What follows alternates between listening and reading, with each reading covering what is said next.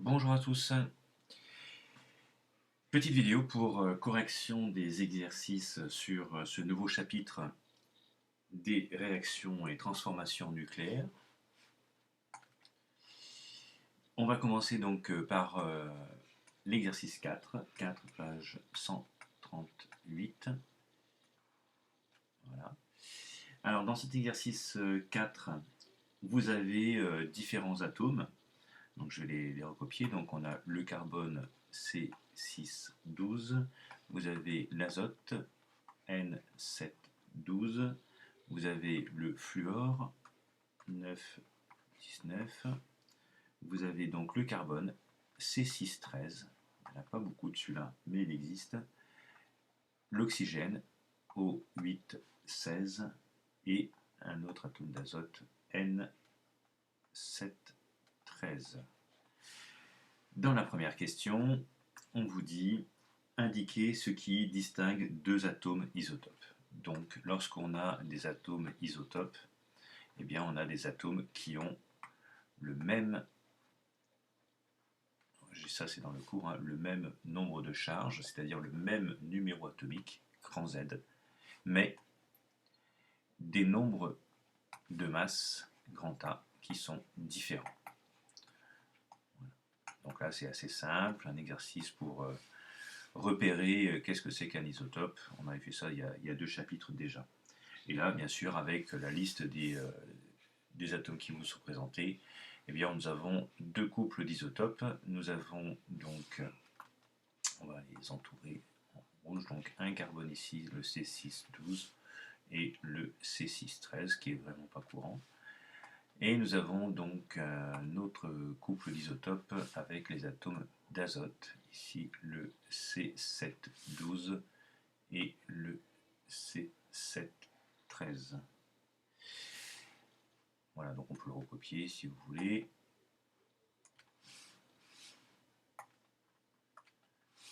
Voilà, donc on a C612 et C613 d'un côté. Et de l'autre côté, on a N712 et N713. On peut remarquer qu'il y a ici le même Z, mais des A différents. Là, pareil, on a le même Z, 7, et des A différents. Voilà pour l'exercice numéro 4. On va passer à l'exercice numéro 5. Je vais effacer ça parce que je n'aurai pas assez de place. Donc, exercice numéro 5, page 138 toujours. Donc là, vous avez un tableau avec 4 atomes ou ions différents, on ne sait pas trop ce que c'est. Les atomes ou ions A, B, C, D. Et il faut, dans la première question, déterminer le nombre d'éléments chimiques qui sont différents. Eh bien, il faut ici regarder s'il y a des isotopes ou pas. Et les isotopes, c'est le nombre de protons, donc le Z qui est identique. Donc il faut aller regarder le Z, c'est-à-dire le nombre de protons. Donc dans le tableau, la première colonne, c'est justement le nombre de protons. Et donc on peut voir qu'il y a 3 éléments différents, le A, le B et le C. Le D étant le même élément que le A, parce qu'il y a 3 protons à chaque fois. Alors il faut identifier. Il faut identifier. Alors pour A, on vous dit qu'il y a 3 protons, donc Z égale 3. Et donc Z égale 3, d'après le tableau périodique, c'est du lithium. Pour B, on a Z égale à combien pour B? Égale à 4. Donc 4, c'est le 4e élément, c'est le beryllium. Et enfin, donc ça, vous regardez directement sur le tableau. Et C, je crois que Z égale à 1. Et ça, c'est l'atome d'hydrogène, le premier élément du tableau périodique. Troisième question, il faut identifier les isotopes. Donc les isotopes, ce sont ceux qui ont le même nombre de protons. Et là, on a vu que c'était l'élément A et l'élément D, parce que Z est égal à 3 pour les deux. Et il faut écrire l'écriture conventionnelle des noyaux, des atomes ou des ions isotopes. Donc en fait, là, il faut écrire les éléments A et D, et on va voir ce qu'on a. Alors, pour l'élément A, on a donc 3 protons, on a 4 neutrons, d'accord? Donc 3 protons, donc Z égale 3. On a 4 neutrons, ça veut dire que A égale à 7. C'est 4 et 3, c'est 7. Et on sait que c'est du lithium. D'accord. Donc c'est du lithium, Li. Maintenant, on ne sait pas si effectivement c'est un atome ou un ion. Donc allons regarder le nombre d'électrons. Le nombre d'électrons, c'est 3. 3 électrons. Donc s'il y a 3 électrons et 3 protons, c'est électriquement neutre, donc c'est bien un atome. Et pour l'élément D, on fait la même chose. Donc Z égale 3, donc ici 3. On regarde le nombre de neutrons, on en a 3. Donc 3 et 3, 6. Voilà. C'est aussi du lithium. Et on regarde le nombre d'électrons, il y en a 3. Donc c'est électriquement neutre. Nous avons 2 atomes isotopes, le lithium 3,6 et le lithium 3,7. Voilà pour l'exercice numéro 5. Exercice numéro 6, maintenant. 6, page 138. L'élément fer de symbole Fe possède 28 isotopes. On ne va pas tous les mettre, hein, mais le plus abondant, c'est le fer 54 et le fer 56. Alors ça se note comme ça, hein, on les distingue rien qu'avec le A. Donc c'est le fer 54 et le fer 56. Voilà comment ça se note. Le A, je crois que alors, je regarde sur le tableau en direct, hein, vous voyez, je ne connais pas par cœur, c'est 26. Voilà, mais on ne le marque pas parce qu'on sait que c'est du fer. Donc Z égale 26. On les distingue par contre par le nombre de masses. On sait que le 54 perd 2 électrons. Donc lui, il perd 2 électrons. Et le vers 56, il va perdre, lui, je crois, 3 électrons. Voilà. Il perd 3 électrons. Ok. Première question, déterminer la formule de l'ion pour chaque atome de fer. Bon, ça, c'est pas très compliqué. Le fer 54, bah tiens, on va le noter comme ça. Le fer 54, ça va donner Fe2+, hein, on l'avait vu dans le chapitre précédent. Et le fer 56, lui, il en perd 3. Donc ça va donner un cation Fe3+. Ces atomes sont isotopes. Justifier l'affirmation, bah, ils sont isotopes, toujours pareil. Hein. C'est un exercice assez simple qui se répète un petit peu, mais voilà. Un peu d'entraînement. Donc isotopes parce qu'ils ont le même Z égale, on a dit 26, je crois. Voilà. Donc c'est le même élément fer. Voilà pour l'exercice numéro 6. Exercice numéro 7, non pas 7, 8 je crois. 8 page 138. Alors là, c'est assez simple, il fallait reconnaître les différentes particules. Voilà, je vous avais mis un petit tableau dans le cours. Voilà, c'est histoire de le voir une fois. Alors vous avez E, -1, 0. Ici ensuite E, 1, 0. Et E, non pas E, mais N, 0, 1 normalement. Voilà, 0, 1. Voilà. Donc ça, c'est l'électron qui a une charge négative de -1, donc -E en fait. Donc c'est un électron. Ici, vous avez un positon, c'est l'antimatière de l'électron.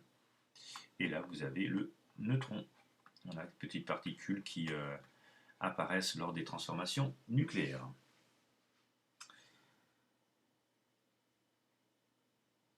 On fait l'exercice 9 juste après. C'est très simple, là aussi, juste une question. Lors d'une transformation nucléaire, vous avez l'émission d'une particule de charge -E. Bon, voilà, je vais redonner l'exercice, donc -E. Donc là, on peut voir qu'on a une charge élémentaire. Hein, cette charge élémentaire, alors vous ne devez pas la savoir par cœur, mais peut-être qu'à force de l'entendre, vous savez que ça vaut à peu près 1,6 fois 10 puissance -19 coulombs. Et elle est négative. Voilà. Donc c'est un électron. Et puis on va donner son écriture conventionnelle. On l'avait dans l'exercice 8. -1, 0, E. Voilà pour ces deux petits exercices. Dernier exercice, je vous l'ai donné celui-là justement pour... alors il est corrigé, donc bon, je le recorrige aussi, mais c'est pour commencer à vous expliquer un peu les transformations nucléaires qui est un peu le cœur de ce chapitre-là. Alors, vous avez dans la première question, il faut citer les lois de conservation mises en œuvre lors d'une réaction nucléaire. Ce sont les lois de Soddy. Et les lois de Soddy, c'est pas compliqué. Il y a conservation lors de la transformation des Z et des A. On va voir ça tout de suite. Alors, vous avez justement trois transformations. Alors, la première, donc, vous avez le polonium, donc élément chimique découvert par Irène Curie, la fille de Marie, 84-218, qui va se désintégrer en quoi? En plomb, Pb 82-214, 82-214, plus, plus quelque chose. On ne sait pas, plus quelque chose. Alors, qu'est-ce qu'il faut faire? Eh bien, il faut appliquer les lois de Soddy. Alors, pour appliquer les lois de Soddy, comment on fait? On regarde d'abord la ligne d'en dessous. Donc, la ligne d'en dessous, où on peut faire... Non, on va faire comme ça. On va faire pour les A et après pour les Z. Alors, pour les A, on a 218, la flèche, donc, égale 214 plus... Ben, on ne sait pas. Parce que ici, vous avez donc... le X, hein, le symbole de l'élément ou de la particule. Vous avez ici son Z et vous avez ici son A. Il faut trouver Z, il faut trouver A et du coup on va trouver X parmi les particules ou éléments qui vous sont proposés. Alors on fait la conservation de Soddy sur la ligne du haut et après on fera la conservation de Soddy sur la ligne du bas. Pour la ligne du haut, donc on a la somme des A à gauche va être égale à la somme des A à droite. D'où l'équation très simple, 218 égale 214 plus un chiffre. Ben, ce chiffre-là, je vais prendre une autre couleur, encore, on va dire le jaune orangé. Eh bien, pour aller à 218, il faut que j'ajoute 4. Donc ce 4-là, je le mets en haut, ici. Pour les Z, pour la ligne du bas, qu'est-ce qui se passe? Eh bien, on a 84 qui est égal à 82 plus un certain chiffre. Alors, qu'est-ce qu'il faut ajouter à 82 pour aller à 84? Attention, c'est très compliqué. Il nous faut le chiffre 2. Et donc, je le mets ici, au niveau des Z. Alors, parmi les éléments qui vous sont proposés, quel est l'élément avec Z égale 2 et A égale 4? Eh bien, c'est l'hélium. Donc, à la place de X, vous mettez l'hélium ici. Vous voyez? Donc, c'est comme ça qu'on équilibre les réactions nucléaires. Petit b, deuxième, alors je vais peut-être moins faire de justification, écrite du moins. Alors, vous avez le plomb, justement. Alors, le plomb, qu'est-ce qu'il fait? Donc, le plomb, il fait donc 82, 209, et il va lui aussi se désintégrer. Donc, là, on a quelque chose, on ne sait pas quoi. Et il va donner une particule, moins 1, 0, qui est donc l'électron. Donc toujours pareil, on fait ici, je vais le faire en jaune-orangé, hein, du coup. Voilà, donc en haut, on a 209 égale, je vais le faire ici, 209 égale un chiffre plus 0. Donc là, vous êtes d'accord qu'ici, c'est aussi 209. Donc là, le 209, je le mets là. OK. En bas, on a 82 égale un chiffre moins 1. Parce qu'ici, vous avez plus moins 1, donc ça fait moins 1. Et donc, pour obtenir 82 à partir d'un chiffre et avec moins 1, ça fait 83. Donc, en bas, vous avez 83. Alors, quel est l'élément avec 83, 209? Eh bien, vous regardez, c'est le symbole BI. Alors, BI 209. Où est-ce qu'il est? Non, pas 209, 83, pardon. BI, c'est le bismuth. Je ne connaissais pas. Enfin, je connais le bismuth, mais je savais pas que c'était BI. Ok. Voilà, donc là, vous pouvez vous entraîner. On fera d'autres exos après les vacances, tranquillement, mais je voulais, avant les vacances, vous en donner un petit. Et là, ce qui se passe dans le Soleil, pour la dernière, c'est ça qui m'a plu. Vous avez donc une réaction de fusion nucléaire, et qu'on essaye vainement de reproduire sur Terre, qui nous libérerait énergétiquement du pétrole. Mais on n'y arrive pas pour l'instant. Donc vous avez deux atomes ici d'hydrogène qui sont deux isotopes, hein, donc c'est de l'hydrogène, hydrogène H1,2 et H1,3. Il faut savoir que normalement l'hydrogène c'est H1,1, d'accord, un proton. Voilà. Et là vous avez un proton, un neutron et un proton, deux neutrons, hein, parce que A égale 3. Donc ça c'est ce qu'on appelle le deutérium et le tritium. Ce sont des isotopes de l'hydrogène. Et lorsqu'ils fusionnent ensemble, ils donnent une autre particule plus un neutron. Voilà. Donc là aussi, on fait les lois de conservation de Soddy. Alors pour la ligne d'en haut, les A, on a 2 plus 3 égale quelque chose plus 1. Donc 2 plus 3, ça fait 5. Et qu'est-ce qui fait 5 ? C'est 4 plus 1. Donc ici, on aura 4. En bas, on a donc 1 plus 1 égale un chiffre plus 0. Donc 1 plus 1, ça fait 2. Et pour aller à 2 à partir de 0, il faut 2. Donc quel élément avec Z égale 2, H égale A égale 4 ? Eh bien c'est HE, l'hélium.